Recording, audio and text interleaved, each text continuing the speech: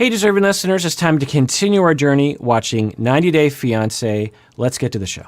It's because Debbie is very controlling. She controls Colt's bank account. She controls the bills. She controls everything.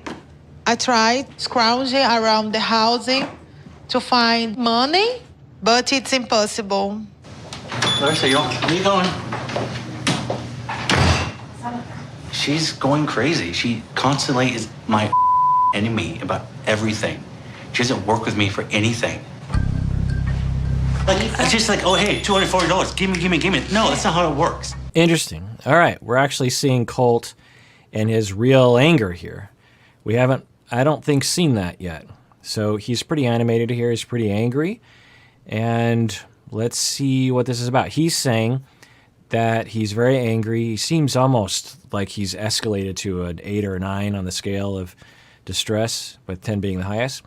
And he's saying that she has been asking for money, and he says that he can't give her money. That's what he's saying. All right, let's continue watching. I can't just give you money. I'm not made of money. I have rent. I have bills. I have her bills. I can't do it. I won't do it. I don't care. She just told me the day before, or here, pay this, pay all this. Ridiculous. He said that he wants to pay anything. So if Coach don't pay, who will pay? So it's stressful to watch. I have been in clinical situations like this before, where they'll sit down on my couch and have a almost identical fight like this, and you're like, whoa, what happened? Some couples will fight on the way to my office. Some couples will literally be fighting as they're walking in my door. I can hear them outside my door, literally screaming at each other. I don't have any couples like that right now, but I have in the past. Sometimes I actually have to say to the couples, there are other people around here, so if you could just not fight actually while you're outside, you could actually scare people. It's distressing for anyone, even for a clinician who specializes in helping people with this. And so what are we seeing right here? For Larissa, she seems very sad. And for Colt, he seems very angry. I think both of them are very hurt. I think Colt is very hurt. I think he feels like he's being blamed for something that he doesn't have any control over. I think that Larissa feels like she's being discounted and she's not being paid attention to, I'm thinking, meaning that we all want our feelings to be noticed. I think that Larissa feels like her feelings aren't being noticed.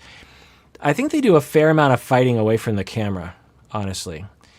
They do some fighting in front of the camera for sure, but this fight, whatever got us to this point, I don't think was on camera. And I'd be curious to see what happened. Anyway, let's watch this. Hey, deserving listeners, as you know, I'm constantly recommending that people go to therapy. We all need therapy from time to time. One of the options available that is definitely worth checking out is BetterHelp.com.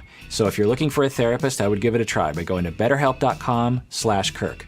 Make sure you use the /Kirk because you get 10% off your first month and it helps us out. I get a lot of emails from you saying that you're looking for a therapist. As you watch these videos, I know many of you have been motivated to find your own therapist, but I know it can be really hard to find a good one to work with. Like I said, one of the options available to try is BetterHelp.com/Kirk. And you should know that this service is available to clients worldwide, which is amazing. I've been told that you can start communicating with your therapist in under 24 hours. You can message with your counselor anytime. Plus, you can schedule weekly video or phone sessions. And I've been told that it's often less expensive than in-person therapy. So go to BetterHelp.com/Kirk to get 10% off your first month of therapy today. Hi, thinks I'm the enemy? Are you not going to be able to go to this appointment? I don't want to talk about it anymore. It's like, here, just pay this, do this, fix my problems. I can't do that anymore. I'm done. Done with her. I've been there before, and it's interesting because I don't know if I've ever put this into words, because it's kind of a rare thing where a couple will come in this activated, and if I was to put it into words what I do, what I've learned to do, is two things. One is I try to remain as differentiated as possible myself. I try to remind myself that I'm safe and that I'm okay and that I'm not being threatened, even though as I'm watching something, I'll absorb some of that fear and destabilized situation. As I watch the show, that happens to me. As you watch the show, that might happen for you. And as I always say, check in with your feelings. It doesn't do you any good to ignore your feelings. And it would be very strange if you weren't activated by these clips, honestly. I mean, maybe this is particular to a certain percentage of people, me included.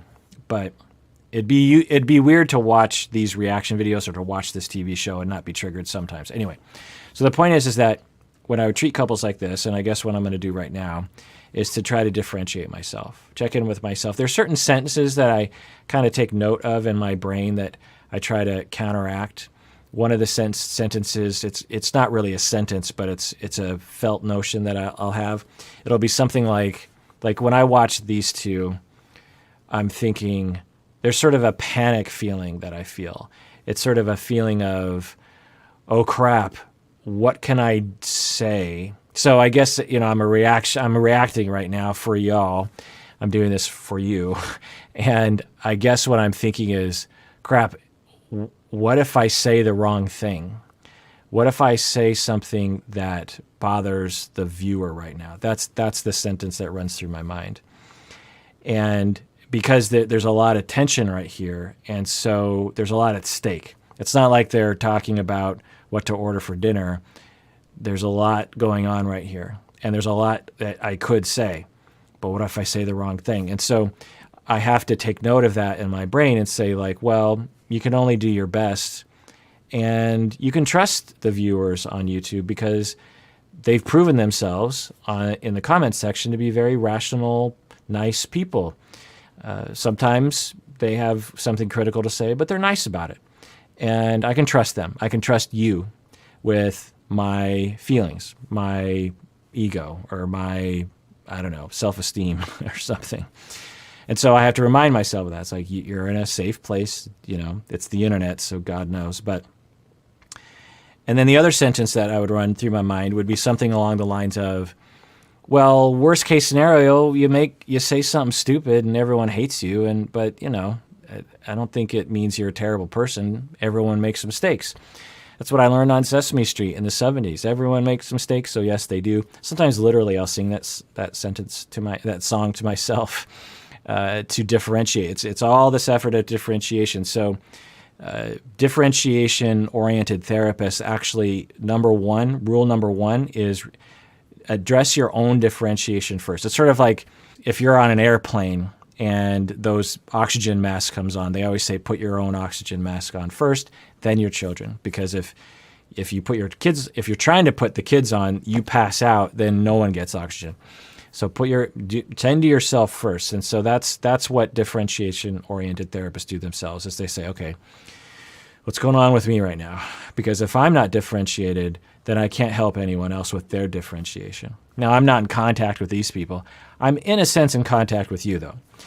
I'm not in a synchronous conversation, meaning that right now you can respond to me, but you can asynchronous, meaning you can comment below, and then a day later I read that, and then I comment, And by the way, as I always say, when I make these videos, I do them in batches, and so if you do comment below, the next time I can actually address it will be the next season when I watch this, so there's a chance that I've already recorded this entire season by the time this episode got posted, so I just hope you know that. You can always email, by the way. You can go to the website, psychologyinseattle.com, and click on the contact page. You can email me there as well. So, tend to myself first. Then I want to look at them through differentiated eyes, and what I see are two very, very hurt people. I think they've hurt each other quite a bit. They seem very, very hurt by each other. And that's what I would do with my couples. I would first get differentiated, and then I would try to hone in on the pain, and I would try to comment on that pain, because that's usually what people are looking for. They're looking for recognition for the pain they're going through, even if they're not talking about the pain. And so I guess that's what I'm seeing, is that the two of them are in a lot of pain and they've hurt each other. It's tempting when we become flooded while we're watching something like this to try to take sides. And it's very tempting to a couples therapist to be, who's going, she's wrong because she just wants to buy things, and he's wrong because he's trying to control her through money. And sure, y'all can have that point of view. As a couples therapist, that's not my thing. I don't have that reaction. It's become habitual, as the mindset I have as a therapist has become habitual throughout my entire life, outside of work as well. For better, for worse, I suppose. But anyway, so let's remain differentiated. Let's check in with our emotions and take care of ourselves. Hit pause if you're becoming flooded. Really, I really recommend that you rate your distress level from 1 to 10, with 1 meaning totally calm and chill, 10 meaning you're about to blow your gasket, 5 meaning pretty stressed. And I recommend that if you're getting to like a 3 or a 4, that you pause it. You shouldn't have to be too stressed out watching watching some random person watch a reality TV show. That can do bad things to you. Even though it might be riveting, it might actually be harming you in the process. And of course, work with your therapist on this. All right, well, that does it for that episode of Psychology in Seattle, in which I reacted to 90 Day Fiancé, Happily Ever After, Season 4, which I think came out last year. Everyone out there, please take care of yourself because you deserve it. You really, really do.